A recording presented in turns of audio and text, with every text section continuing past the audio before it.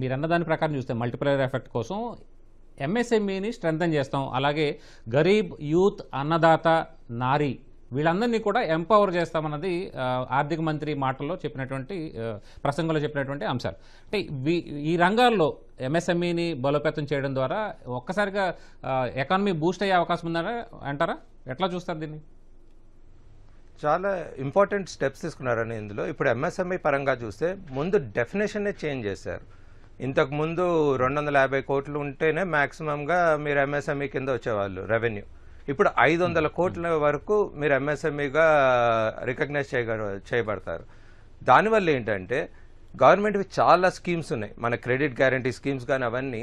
ఇప్పుడు ఒక 500 కోట్ల రెవెన్యూ ఉన్న కంపెనీ అంటే మనం ఆలోచిస్తే ఒక రకంగా పెద్ద కంపెనీ లానే అనిపిస్తుంది. కాకపోతే దాన్ని కూడా ఎంఎస్ఎంఈ లాగా రికగ్నైజ్ చేయటం వల్ల ఇప్పుడు క్రెడిట్ గ్యారంటీ స్కీమ్స్ లాంటివి చాలా వాళ్ళకు ఉపలబ్ధి అవుతాయి. దానివల్ల ఇప్పుడు మీరు ఆ స్కీమ్స్ కూడా చూసారంటే ఆ 5 కోట్లు ఉండే లిమిట్ని 10 కోట్లు, అలానే స్టార్టప్ ఇండియాకి 10 crores 20 crores, అలానే ఎక్స్పోర్ట్ ఓరియంటెడ్ ఎంఎస్ఎంఈస్కి 20 కోట్లు, ఇవన్నీ అవుట్లేస్ ఇంక్రీజ్ చేశారు క్రెడిట్ గ్యారంటీ స్కీమ్కి. ఓవరాల్గా 1.5 lakh crores మన 1,50,000 కోట్ల రూపాయలు క్రెడిట్ గ్యారంటీ స్కీమ్కి ఇచ్చారు ఎంఎస్ఎంఈస్ కింద. దీనివల్ల ఏమవుతుందంటే ఇప్పుడు లాస్ట్ ఇయర్ చూస్తే కనుక మన బడ్జెట్లో 11 లక్షల కోట్ల పబ్లిక్ క్యాపిటల్ ఎక్స్పెండిచర్ బడ్జెట్ అవుట్లే ఉండింది. ఈ ఇయర్ కొంచెం తగ్గించారు, ఎందుకంటే మనకి private capex has not kept up. Private capex అంత ప్రైవేట్ ఇండస్ట్రీ క్యాపిటల్ ఎక్స్పెండిచర్లో అంత ఇన్వెస్ట్మెంట్స్ చేయలేదు. సో ఇప్పుడు ఈ ఎంఎస్ఎంఈల పరంగా కానివ్వండి, ఇన్ఫ్రాస్ట్రక్చర్ పరంగా కానివ్వండి, ఇన్వెస్ట్మెంట్ ఇన్నోవేషన్ పరంగా కానివ్వండి, ఒక 20 కోట్లు ఒక చోట, ఒక 90,000 కోట్లు ఒక చోట, 10,000 కోట్లు ఒక చోట్ల అవుట్లే ఇచ్చినందుకు వీటిలన్నిటి వల్ల నేను ఎక్స్పెక్ట్ చేస్తుందంటే ప్రైవేట్ సెక్టర్ క్యాపిటల్ ఎక్స్పెండిచర్లో ఇన్వెస్ట్ చేస్తుంది. అది ఇన్వెస్ట్ చేస్తే అప్పుడు మనకి ఈ హౌస్ హోల్డ్ ఇన్కమ్ కొంచెం పెరిగి ప్రైవేట్ ఎంటర్ప్రైజెస్ ఎంఎస్ఎంఈస్ మన ఎక్స్పోర్ట్స్లో 45% కాంట్రిబ్యూషన్ ఉంది.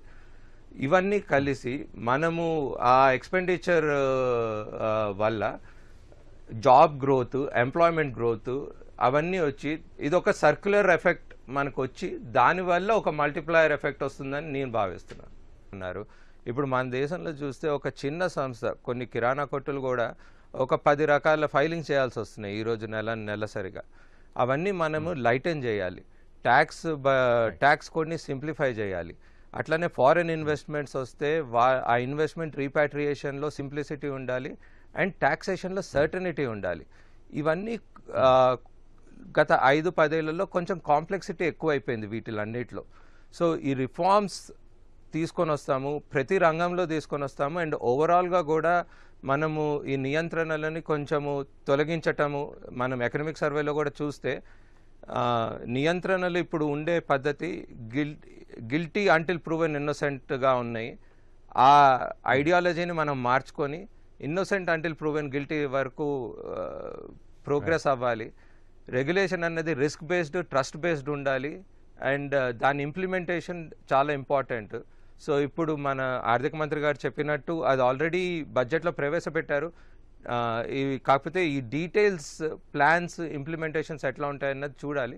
కాకపోతే చాలా పాజిటివ్ అండ్ ఇంపార్టెంట్ స్టెప్ మన దేశ అభివృద్ధి కోసమే. రైట్.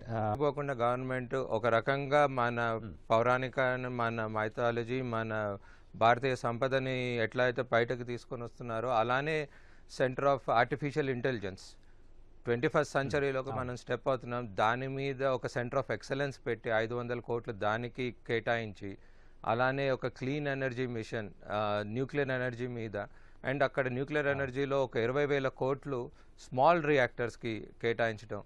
ఈ రకంగా చూస్తే మన దేశ హిస్టరీని, మన ఫ్యూచర్ని కలిపి రెండింటిని తీసుకొని ముందు అంజయ్యాలన్నట్టు చూస్తున్నారు. సో అది ఎంత